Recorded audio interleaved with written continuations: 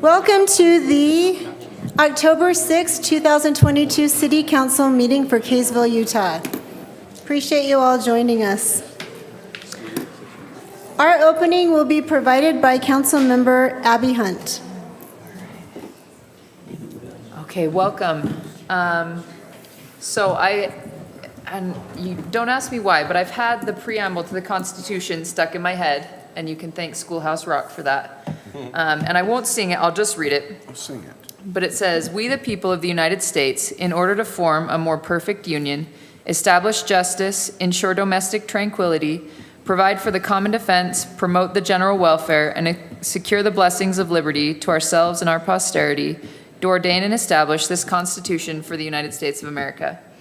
And as I've been thinking about that, I just have it's kind of come to my mind that as a city, we fall under those categories. That's our job, is to kind of uphold those. And I guess I'll just tie that in. We've had an awesome opportunity this week to go to the Utah League of Cities and Towns conference and receive training on all things about the city. You know, whether it's the First Amendment, taxes, land use. And I guess it all goes back to how our local government is where the rubber meets the road on our constitutional rights for the people of our city. And it's such an honor to be able to work here for and with the people of the city in that endeavor. So with that, we'll go ahead and say the pledge, if you don't mind standing. I pledge allegiance to the flag of the United States of America and to the republic for which it stands, one nation, under God, indivisible, with liberty and justice for all. Thank you, Councilmember Hunt, for the opening. It's now time for call to the public, and we don't have anyone signed up to speak. So we will move on to number 3 on our agenda, which is a proclamation declaring October 9th through 15th, 2022 as Fire Prevention Week, and I'll turn the time over to our Fire Chief, Chief Erickson. Thank you very much, Mayor, council members, city leaders, residents of Kaysville. Thank you very much. We're trying to groom some of our young people, so I'm going to have Kelvin come up and read this. Just want to put him on the spot. For those of you who don't know, Fire Prevention Week is the longest safety campaign in our nation. It started back in 1922. This year's theme is Fire Won't Wait, Plan Your Escape. There's a few things we put out on our Facebook page that's out on our city's pages as well. It gives you examples of a home escape plan, a home action plan, and the importance of fire prevention.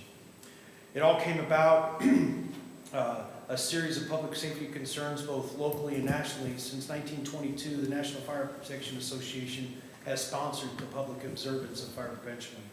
In 1925, President Calvin Coolidge proclaimed Fire Prevention Week a national, a national observance, making it the longest running public health observance in our country. Fire Prevention Week is observed each year during the week of October 9th in commemoration with the Great Chicago Fire beginning on October 8th of 1871. It caused devastation and damage.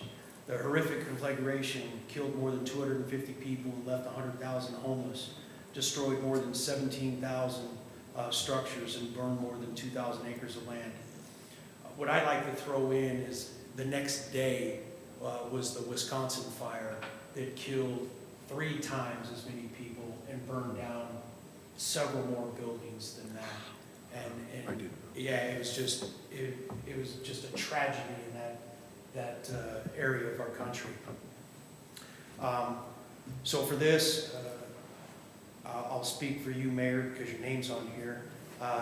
Tammy Tran, Kaysville City Mayor, along with Kaysville City Council, do hereby October 9th through the 15th as Fire Prevention Week throughout Kaysville City. I encourage all people in Kaysville to be aware of their surroundings, look for available ways out in the event of fire and other emergencies, respond when smoke alarms sound by exiting the building immediately. So thank you. Thank you, Chief. Would you like to sign it? Sure. You want to sign it right now? Sure thing. Thank you.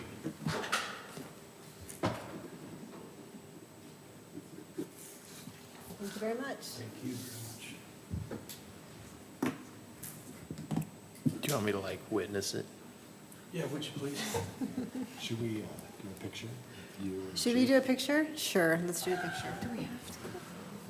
Just all Tammy of and the us? All of chief? Just us? you and the chief? Or? Yeah, all of us. Okay. I want all of All of us. us. do it. Let's do it. Yeah, come on, I Kelsey. want all the firemen. Only ones are green. That was awesome.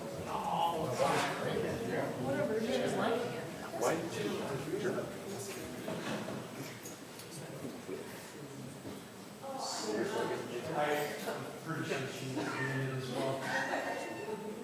Thank you. Appreciate that. Facebook page is post tonight. Thank you very much.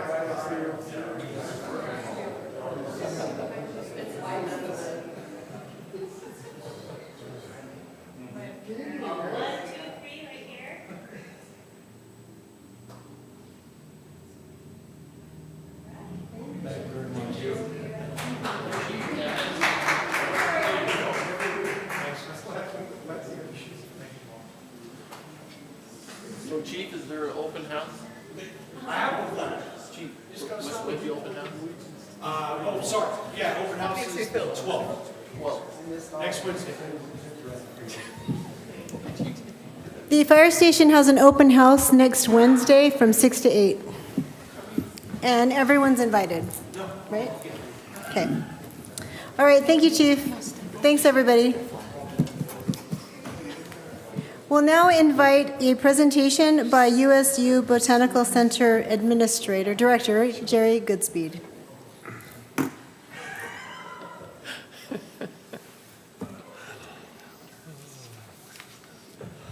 So I'm just here to update everybody and keep communication lines here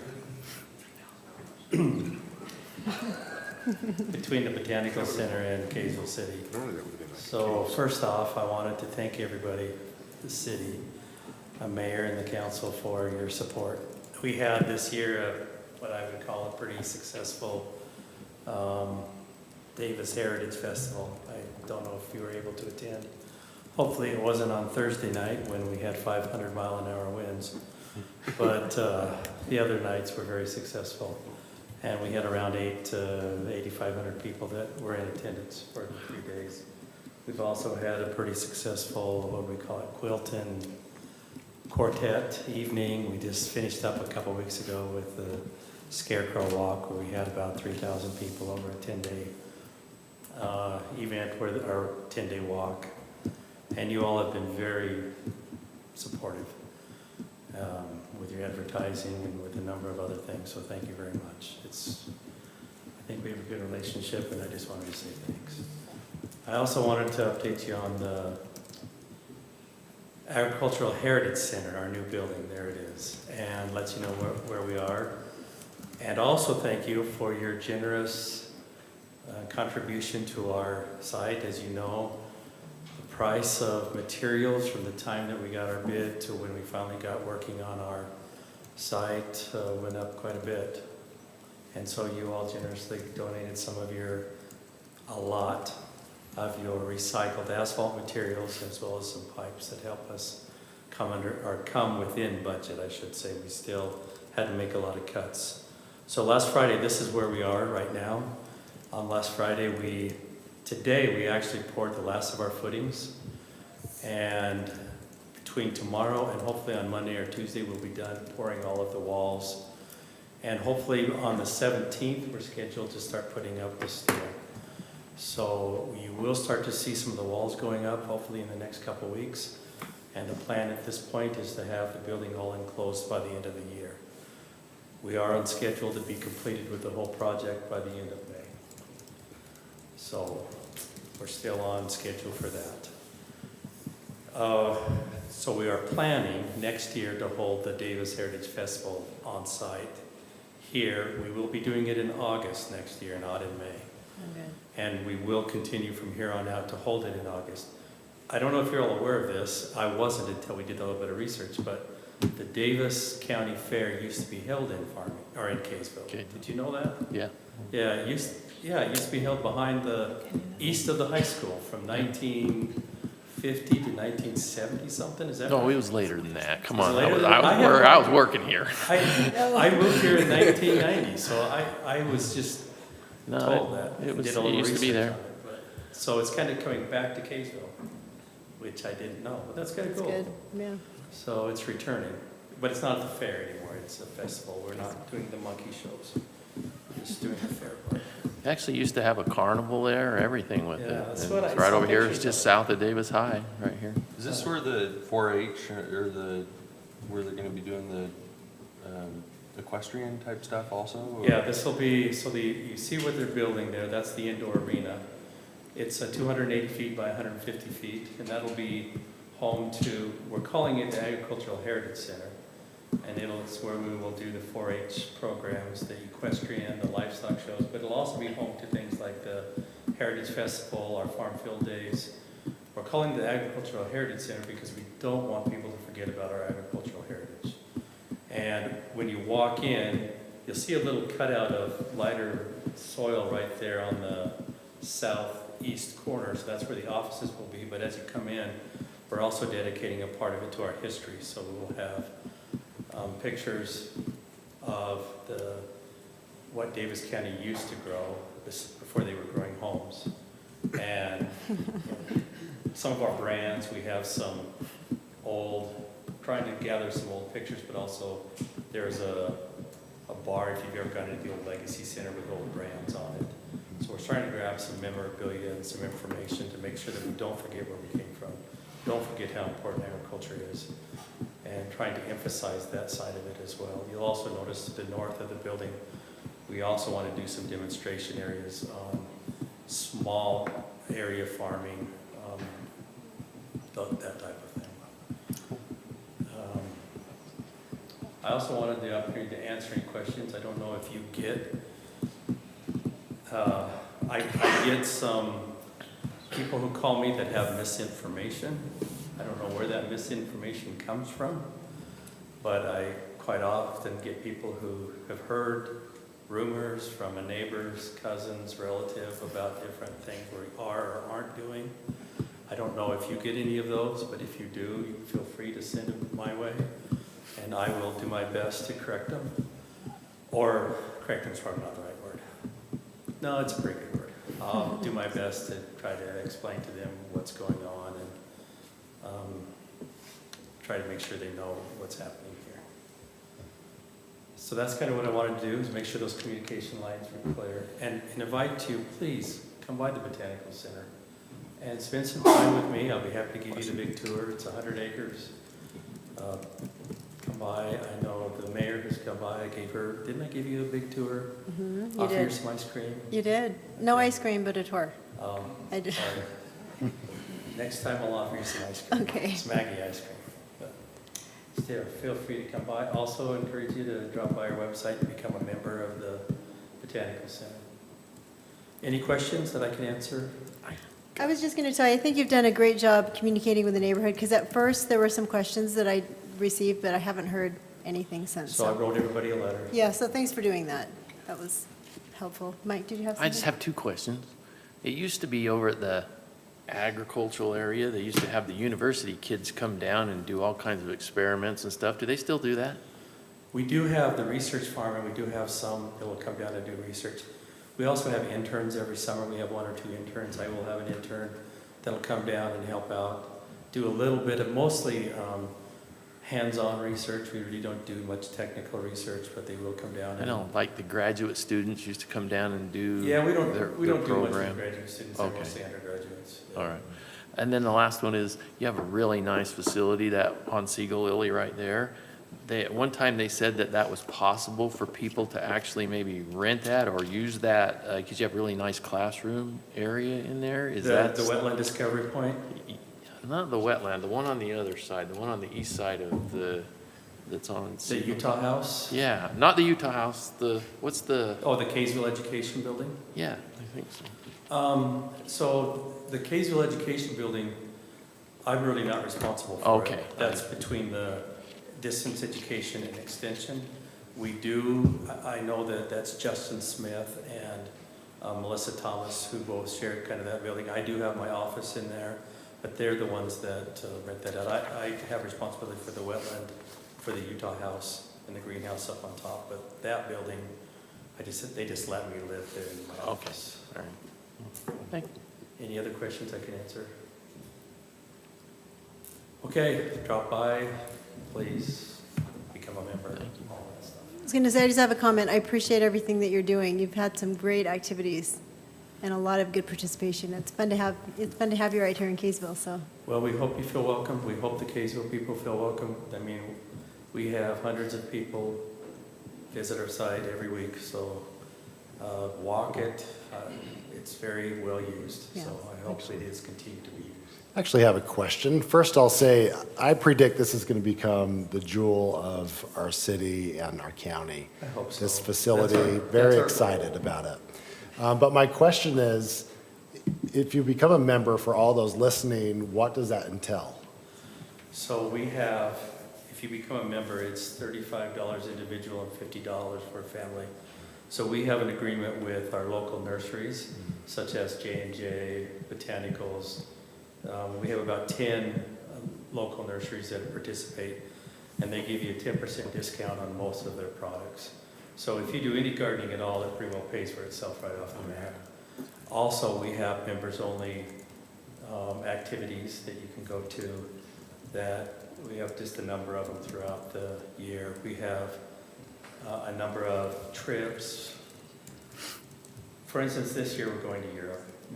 And you have to be a member to sign up to go on our trips. We have other things that we do, fundraisers and things. So we use, so contrary to popular belief, the Botanical Center is called Utah State University Botanical Center, but they only pay for 2 salaries, myself and Sherry Hansen. And everything else that we do there, we generate ourselves. So we do that through memberships, we do that through donations, and we're starting a campaign to try to get an endowment for the future. And I think you've worked with Michelle Merrill a little Yeah. bit. Oh, yeah. So starting in November, we're She's gonna, great. I love Michelle. So starting in November, we're gonna start to try to build up an endowment so that we have money for the future. Right now, we really do most of our work with volunteers, so. Other Thank you. questions I can answer? Feel free to email me, call me, come walk into my office. I'm always available. Well, no, when I'm available, so. All right, thank you very much. Thank you. you, Jerry. All right. We are on item number 4, declaration of conflicts of interest. Does anyone have anything to declare? No? Okay. Then let's move on to item number 5, consent.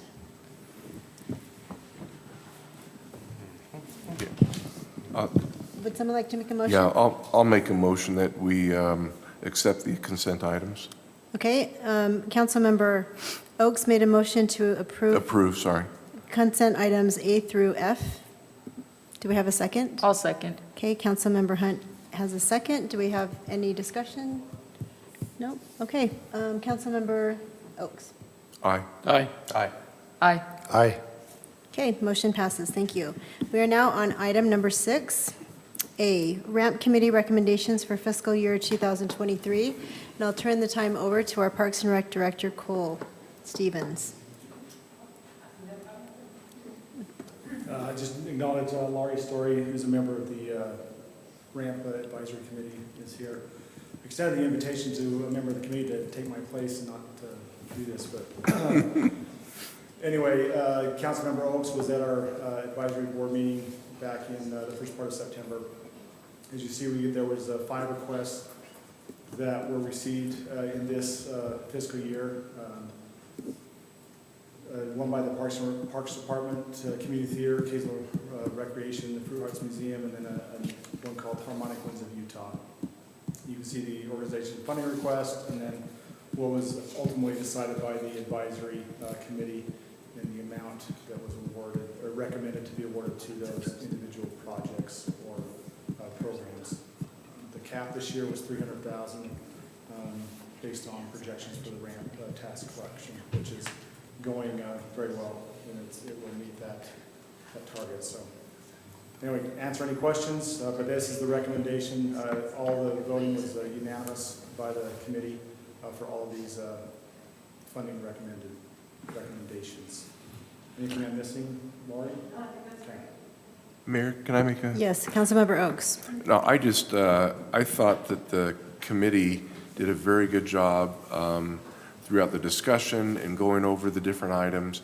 I thought Lori might come in here doing cartwheels, for the community theater. But I was very pleased, and I think going forward that we have a good process in place that Cole and his team have set up, and I'm confident that we'll see good results. I'm thinking we'll see a lot of applications for this next year, and hopefully some of the folks have learned some items as well for the applications. So. Thank you. Anyone else? Questions? I actually do have a question. The Harmonic Winds of Utah, it sounds magical. I'm curious who that is, what that is. So it's a brand new group that originally they started to call themselves Kaysville Winds, but then as they started to branch out a little bit, it's brand new. They haven't actually started anything yet, and so that was one of the reasons why they weren't recommended for any funding this year, just for the newness of their group and some of the requests. The ultimate idea with the committee was to focus on projects and things that were visible to the community, that could be seen, viewed, visited, that type of thing. And some of the requests that were not approved lacked some of that. And so I think in the subsequent years, as they come back with other requests, I think it'll be more tailored to some of the visions that the ramp has in mind. So. I actually have a follow-up question. On the Wilderness parking lot area, I was talking to Councilmember Hunt and talking about matching funding. I know there's a lot of funding coming through the state for trails and trailheads. I'm curious if that recommended funding, $184,500, are there state funds within that, or is that just ramp? So this portion is just Kaysville ramp funds. There's also, we have a state grant that's tied to this project in the amount of $140-something thousand, and then we have a county grant also on this project for about $240. So the total project is estimated between about $550,000 and $600,000. Okay. And so the ramp is a component along with the county grant and the state grant, the same trails grant, and that's all being funded. Do you feel like we would have qualified for that state funding without the ramp funding? Does that help, having that ramp? It certainly helps. It goes a long way showing the match. Yes, it goes a long way. Okay, excellent. So.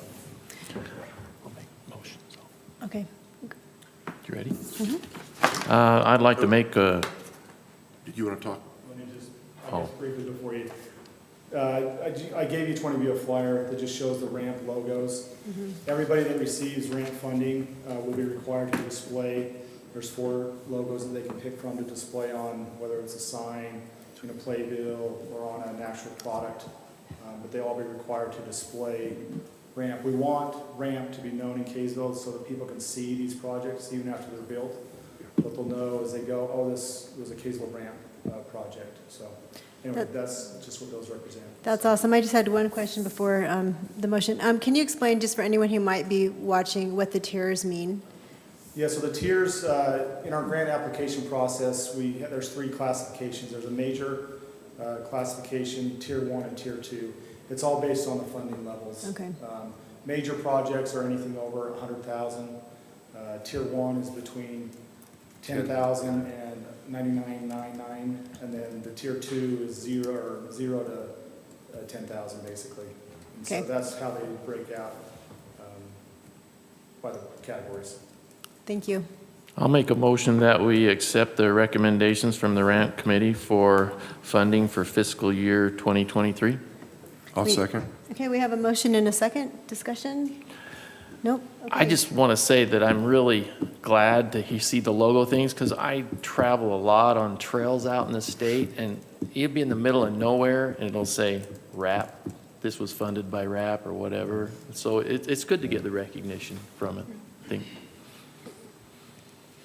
Good point. Okay, thank you. Councilmember Blackham. Aye. Aye. Aye. Aye. Okay, passes unanimously. Thank you, Cole, and RAMP Committee. Good job, yeah, Good job, guys. yeah. All right. This is awesome. We'll go to 6B, which is request to rezone 5.27 acres of property at 67 North Angel Street from A1 Light Agricultural to R114 Single Family Residential District. This is presented by the Holland Group, and I will turn the time over to Melinda. Thank you, Mayor. As mentioned, we have received an application for a rezone at the address 67 North Angel Street. The lot is 5.27 acres, and right now there is one single-family dwelling located on the property. The current zoning is A1 Light Agricultural District, and with that and the acreage that they have, they could subdivide and get 5 lots. The request is to rezone to R114, which is a minimum square footage of 14,000 square feet. And with that, just based on the math alone, they could get up to 16 dwellings. Oftentimes, just with the straight math, that's not how many units or lots you can end up with, just based on the shape of the parcel, how deep it is. So 16 lots may not be possible, and there is a concept that's been submitted by Mr. Holland. We'll go over that in just a minute. This is just an aerial shot of what the property looks like there on the corner of Angel and Bonneville. You can see there's kind of an odd shape up there on the north end. When considering a rezone, we always like to look at what's surrounding so that we can get a feel for the context and what that neighborhood already looks like. So there's a variety of different zoning in the neighborhood. Again, the property is zoned A1. You have immediately north, you have some general commercial. Across the street, you have RA and some more A1. You also have some R120, and there is R114 as well in the area. One of the things also that we like to look at is our future land use map. This is a new thing for us, but that property is slated to go to residential from the agricultural use. So when we went through the general plan process and looked at how we thought land development would go forward in the next 5-10 years, we made the assumption that this property would get developed into residential. So that said, this rezone request does fit into the future land use portion of the general plan. We also like to just kind of go over some of the differences between the current zone and the new zone so that the decision makers can understand the differences between where they are currently and what the requested zone is. So minimum lot size on A1 is 40,000 square feet. Again, the R114 is a 14,000 square foot minimum. The density, again, just based on the math, is a difference between 5 and 16. The minimum lot width is a little bit less in the R114 at 90 feet. The front setback is the same, 30 feet. Side setback is a little bit less in the R114, which is 8 feet, and the rear setback is half as much as it is in A1 at 15 feet, and then the maximum building height is the same for both zones. So this might be a little bit difficult to see, but this is the concept that Mr. Holland submitted along with his application. It shows 10 lots, and the intent would be to keep the home that exists on lot 1 and the rest of the buildings, lot 2 and 3 would be demolished, and then new homes would go on all of those lots. We have received some public comments about this rezone, and some of those concerns were about irrigation that exists on the current property and may impact some of the neighboring property owners. There was concern about a land drain and water runoff, also not wanting to have a road be accessed from Angel Street, and then some comments about trying to keep an agricultural feel in the area. I do want to mention that anything with drainage, irrigation, water, we deal with at the next phase. If this is approved for a subdivision, we would require construction drawings before we go and record the plat. And so it is good that the public comes and lets us know about these issues so that we can make note of them and deal with them in the next phase of the project of the subdivision. The Planning Commission held a public hearing on September 8th, and they voted 6-1 to recommend approval of the zone change to the City Council. So based on that, we are recommending the City Council approve the zone request from 67 North Angel to go to R114, Single Family Residential District. We do have Mr. Holland here this evening too, so any questions the council may have for him, he can address. That's all I have prepared. Thank you. Like the ramp item, we don't have anyone signed up to speak to this item. So, Mr. Holland, would you like to come up and we'll see if the council has any questions for you? Anyone? Mayor, Absolutely. so I Councilmember was Hunt. in the planning commission meeting, and I remember that there was some concern about that thin, like, water easement type thing on the top. Were you guys able to work that out, or? Yeah, so my neighbor to the north, right there, is Dennis Forbush. And yeah, it's this weird parcel. And so I think that he would probably be better situated long-term to take that property over. Okay. And so that's most likely what we're gonna try to figure out. So yeah, it did get brought up a couple of times. I don't think it's situated well enough with, say, Lot 6, for example, in this concept plan. I don't think it serves that lot very well. So long-term, I think it's best with that property to the north. Okay. And we've been talking about that. I'm the house to the south, so either one of those. Okay. Either one of them. Thank Bidding you. war. Uh-oh, yeah, there you go. Half and half. How, this rendering concept plan, I mean, how binding is that? Because obviously there's only 10 lots on there, and you could do up to 16. I think the people that I'm most thinking about are these three homes on the back. I love that they don't really have, I mean, the one's kind of split a little bit, but for the most part, they've only got one house directly in their backyard, which is like a big thing for me. I'd hate to have multiple backyards. So, I mean, if we approve this, is there a chance that these could change and that there could end up being 4 or 5 more homes? So, yeah, those are big questions. Let me kind of unfold that. So the concept plan you have in front of you is what I want to do. It has not been, as mentioned before, it has not been scrutinized by Public Works. And so there could very well be some aspect of, hey, wait a minute, we need to do X, Y, Z, whatever that is. But you can see that I'm not trying to maximize my density. In fact, those 3 cul-de-sac lots for me are better suited for the marketplace. And so what you see in front of you is what I really want to do.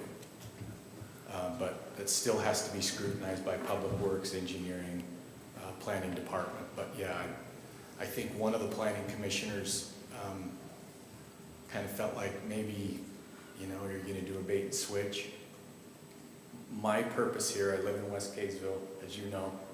This is important to me to keep bigger lots. We don't have a lot of custom lots like this, which is what I do.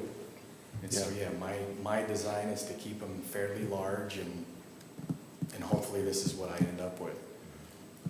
Planning Commission did bring up Lot 1. So Lot 1's full frontage is about 200 feet, and the home takes up about 120 of that. So if this gets rezoned, Lot 1 couldn't subdivide and have another lot on Angel Street. There's just not enough width there, which is 90 feet is required for a lot, and there'd only be 80 there. So that was a concern by one planning commissioner. I think what you have in front of you is probably what we end up with maybe one variation. So back to your question of, could I add 5 lots into here physically? No, because of my 90-foot frontage.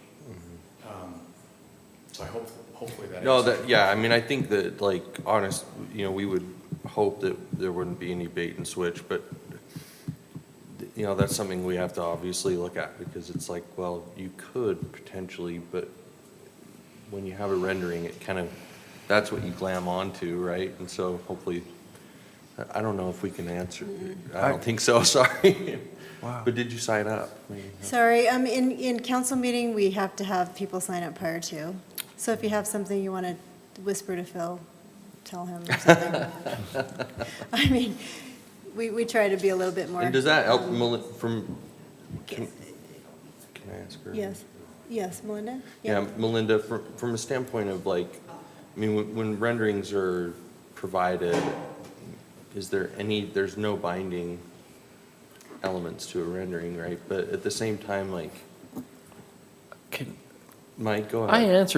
I asked that question yesterday in a class with an attorney who does land use, and he says we do have a very discretionary ability to add things in a legislative move like this one. He said there have been 10 cases that have been taken to court over that, and no case has ever been overturned that a council has denied a rezone based on their requirements or something. And so I think we do have the ability to say not to exceed so many lots if we do a rezone. That's very much a legislative move, and we can do that. We have that right. And if later it didn't work out for him, he could come back and ask for something different. But I think that we absolutely do have the ability to say, recommend this rezone of an R114 not to exceed 10 lots, additional lots. I think we do have that right to do that. Councilmember Jackson. Yeah, quick question. So on the previous slide, when it showed concerns of some of the neighbors, one concern was having a road from Angel Street.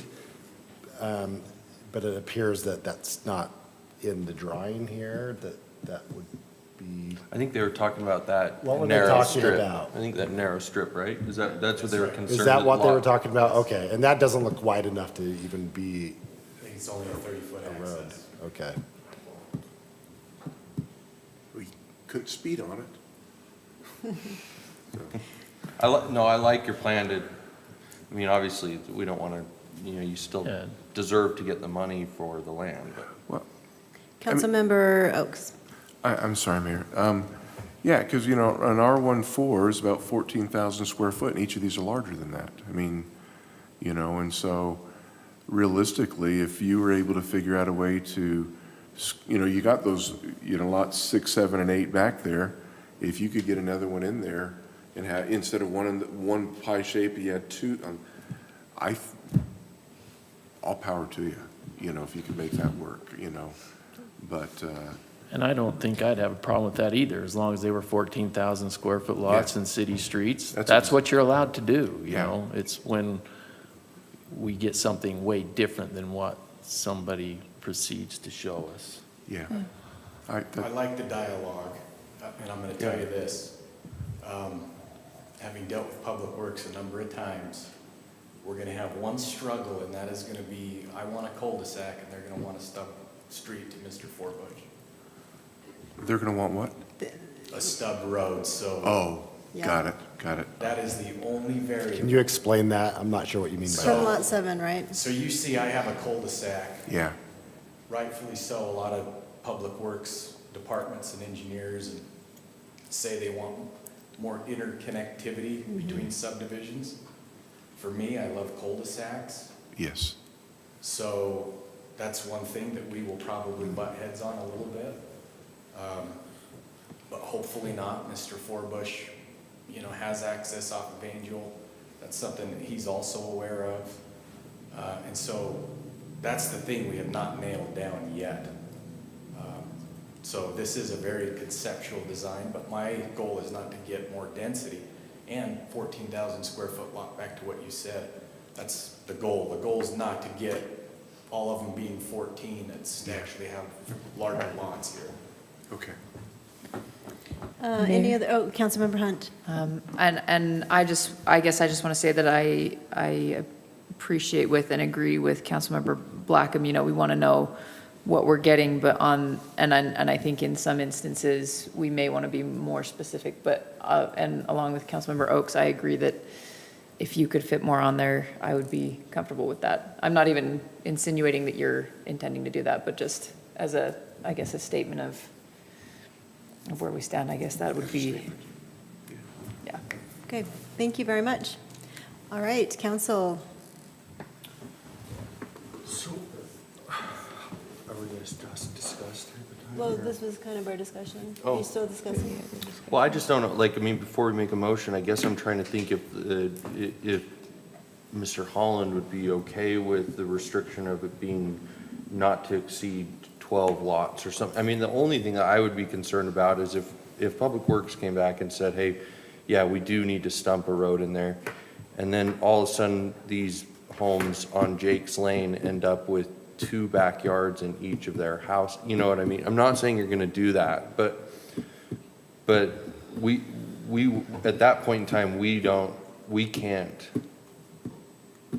it's out of our hands, because we've already approved up to 16 homes, right? Unless we do it now. Unless we limit it now, or is that not the case? Melinda brought this up, and I like how she had it up there, but it is mathematically impossible to get more than 11 lots, including the house, mathematically. I didn't see that on your thing. So physically, because of the frontage requirement of the R114 zone, I cannot get more than 11 lots on this, period. okay. Yeah, well, then that answers my question. Okay. I just want to talk a little bit. Councilmember, yes, Jackson. Oh, sorry about that. Just a little bit more about the concern of a cul-de-sac versus a through street. Is there concern that some of that land could be landlocked up to The Four I Bushes guess, land, the you mean? north of it? Yeah. They have access from the other street, right? Like you Angel? mentioned, they have access, but that map's kind of hard to see, and I do think that we should consider that, because I know, like in Bountiful, there's a lot of landlocked areas because of the way it was developed, and Mayor?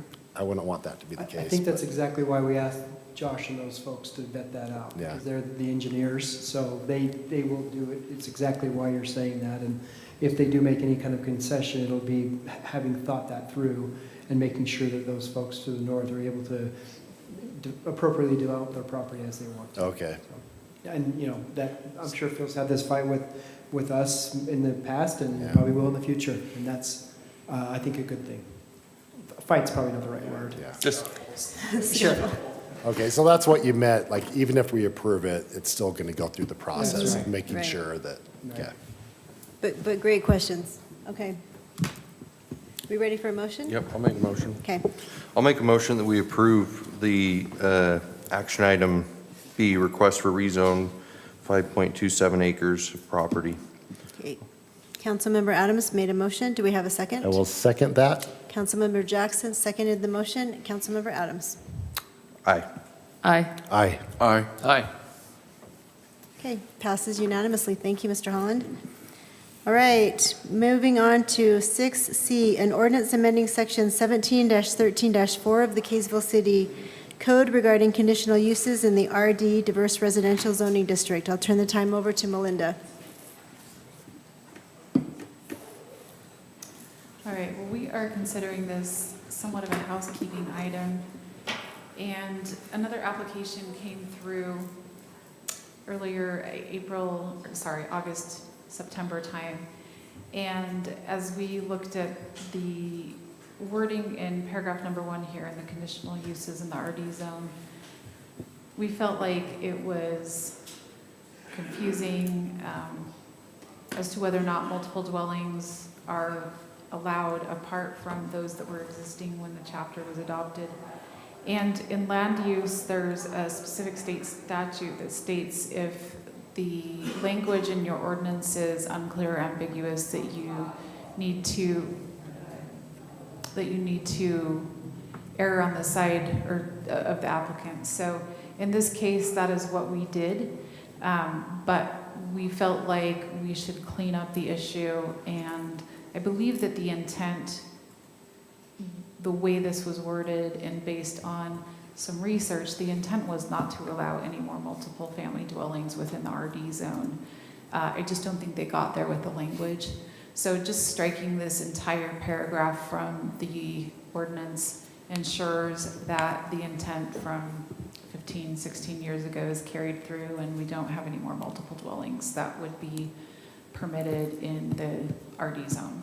So this was heard on September 22nd with the Planning Commission. We held a public hearing, and they voted 7-0 to recommend approval of the text amendment.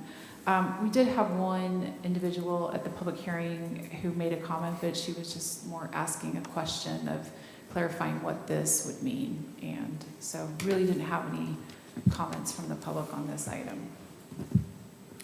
So we are recommending approval of the text amendment, and I'm happy to address any questions the council may have. Thank you, council. Any questions? No? Okay. I'll make a motion that we accept the text amendment to 1713-4 of the Kaysville City Code regarding conditional uses in the RD zone. Thank you. Thank you. We have a motion and a second. Councilmember Hunt. Aye. Aye. Aye. Aye. Aye. Okay, motion passes. Thank you. All right, perfect. Now we're moving on to 7 work items. 7A is amendment to Kaysville City's pet ordinance as recommended by Davis County Animal Care. I'll turn the time over to Shane. Thanks, Mayor. I thought when you said 7 work items, I was like, wait, do we have 7? Then I realized what you were saying. This item is, I hope I've let you know, and this has been going on for a couple of years, so if I haven't completely, let me know. But we're doing a transition over the next year or so to have Davis County, right now we pay a certain amount of money each year for animal control services, and they bill each city based on their calls and how much they interact with our residents. And they're kind of taking over this service and just taking it in-house. Kind of the opposite of what we do with paramedics. We took that over from the county. Each individual city is now doing paramedics. We're kind of doing the opposite. So it's kind of exciting because rather than us taking on a new service, we'll be divesting ourselves of one, and they will raise taxes and we will lower taxes the equal amount. So the net to the taxpayer will be the same, but we'll get to do that. And lowering taxes is something we often do, so that'll be nice. But as part of that, the new animal control director has asked if the cities would entertain a consistency in our ordinances. They still must enforce our ordinances in our city. And if we don't want to do this, we don't have to. But I think a lot of what they're asking is reasonable. It's up to date. There are some things with service animals that we didn't have in our code because we just didn't even we didn't know or it didn't even exist when we did our code. So that we've added an animal, and we are addressing cats and dogs instead of just dogs. And then they have the ability to add another dog to the individual home, but they will vet that out with the person, make sure they're running a good, treaty. Yeah, it's 4 possible. So 4 total animals. Right. You have 4 dogs now? Yes. Unless someone The complains. 4th is only, it's like they have to submit an application through the animal control. So they 3. can't just do that. Because right now our current ordinance is 2, It's 2, right? yeah. So we're going from 2 to 3. 2 total? 2 to 3. total dogs. So Where's that? What about cats? What about cats? I think Nothing in there. we're Why would anybody don't want speak to have to cats? Don't ask me. Especially They 3 just of keep them. showing up at my house. I'm sorry. So it does go We're from the 2 to old 3 cat is the house. default. And if you want 4, you have to apply, and they go through some kind of a vetting process. So- Okay. And we've actually received some feedback from the public about people that are good, that, I don't know if some of you probably have somebody in your neighborhood that has 3 dogs, which is not allowed right now, and they treat them kindly, and they're part of the family, and you could call them and get them in trouble if you wanted to, but you're probably thinking, they're fine, I don't need to bother with that. Or you have some people that have 2 dogs, and they're out there beating them and, Yeah. kicking them and all kinds of things, and that's not okay either. So we thought that what they proposed was okay, and again, this is completely within our discretion. And this is just a work item, so if you have thoughts about that. But even if we allow for 3, or 4 if they go through some kind of a process, they can't mistreat their animals. They can't run roughshod all over the community. They'd have to be done appropriately. So I think with that, if you want to open up some discussion. Okay, thank you. Any questions? That's just Anyone? discussion. It seems like 2 to 4 is a lot. Maybe 3 would be a good starting point. I don't know. I mean, what's other cities doing? Is this matches like a everybody else, matching right? ordinance in all the cities? Yes, Yeah. they're Oh. asking everybody to do it. It's just making everything uniform. Is it still, if you do have a complaint as a neighbor, your dog, then you still get to call them and. Absolutely. Yeah. But rather than them having to go and look up, okay, now what does Kaysville do? Okay, and treat them differently than what they do in Layton. Right. They get to just say, okay, the countywide ordinance is X, Y, and Z. And again, I think the 4 is going to be so rare. You have to go through a vetting process. You have to fill out an application. You have to pay an extra amount of money. Okay, so you don't So, automatically No way. support. No, Psychiatric evaluation. But is that the county that decides and not the city? Right. it's the county. They will vet that out because they are the animal control professionals. But you could have 3, and a lot of people do have 3, and you can still think a lot have complain if you want, because that's still allowed, and I they'll come and think look we at should it. make it so you can have 1 cat and 1 dog, and I'm gonna complain about my family right now, and you'll have to come take the dog and the cat, the extra ones, out of my house. Oh, wait, so you must have more then? Is Oh, that- yeah! I got you. 3 cats, 2 dogs, Well, you should- Wow, you 6 have a horses. farm. You should report yourself to Yeah. animal control anonymously, and then you'll. John will anonymously report your family, okay? So Shane, I want some clarification. You said it's kind of opposite of what we're doing with our ambulance services. So I was under the impression, can you explain that a little more? Because I thought Davis County did handle all of the animal They complaints. do, and so- but right now, so for animal control, they handle it all, but they bill us. So we budget for that. So Okay. this proposal would be next year, and it would be, they would ask us to lower our taxes, the amount that we would send it to them anyway. So let's say we pay $40,000 a year in animal control. They would say, lower your taxes $40,000 per year, and we will then raise taxes $40,000 a year for Kaysville, and then we won't bill you anymore for animal control services. If they need more money, they will raise taxes themselves I guess to in the the- county department. I guess in the future, I'm curious of how they will determine how much to raise taxes as a county as a whole. So are they gonna become a special service district? They wanted to do a special service district, but there was something holding them back from that. I think it's just going to be like a county department. Oh, okay. Yeah. Don't- And there'll be more information presented to you for Yeah. this, because we'll probably have to have. But if more we don't information. buy into this, does it have to have buy-in from every single city in the county to work? It probably does. I would think that I would think that they would just say, I mean, the hammer they have here is that if you don't like this, you can do your own animal control. We just want animal control in your Okay. city. Yeah, I definitely want to get more information because I'm a little weary of the county. It seems like they just have a lot of money and they keep raising taxes. and Well, and I guess. I hate to They'll give- lower our tax amount, so we Yeah. won't pay it, so then it's that not like a should be double neutral tax. to the taxpayer Yeah, and I'm for not, this service. I'm just concerned about years forward. Oh, yeah, we would completely lose control over that, and you're right, Yeah. they would have that ability to raise taxes, for any reason, just like they do now. I know some other cities have raised some concerns, but I can't remember exactly why, but And it is the opposite of what we did for paramedics. They lowered taxes for paramedic services, and we raised taxes for paramedic services. And I have to admit, that was probably one of the best things we've done as a region, to work together, and how much it's worked out, and how much the service has improved. And I mean, I can't be happy with how that went from start to finish. And this is probably a much smaller number. I think, didn't we take on, I can't remember, Blackie, remember how much it was? $700,000? It was a big Yeah, number. it was. This is much, much less. yeah. So- Yeah, the gift that keeps on giving, It too. does. What, don't we own the land where the shelter is though, We don't actually we? exchanged it for land out Oh, that's for our right, yeah. Connector Road project. Yep. So we Oh, did. so we don't own that And we didn't own anymore. all of it. We owned some of it. It was like a third, maybe. It was kind of a interesting situation, so. Great. And then maybe one other thing, just for your information, the animal control does have some big plans to move the shelter to be in a more prominent location. That increases adoptions, and that'll cost them a great deal of money. And I guess in my opinion, for them to do that without having to be scrutinized by 15 Davis County cities, I think that should be a county. I think it's working out in a way that I think is best. They can just take that on. We can support them if that's something we think is good, but we don't have to do that financially. I think it would be good to, talk to our neighbor cities and kind of build a coalition, because oftentimes the county can do so much under the radar because people just don't pay attention to the county. And so I'm just a little bit concerned with that. I want to vet it out. And that part will certainly come back to Yeah. next year.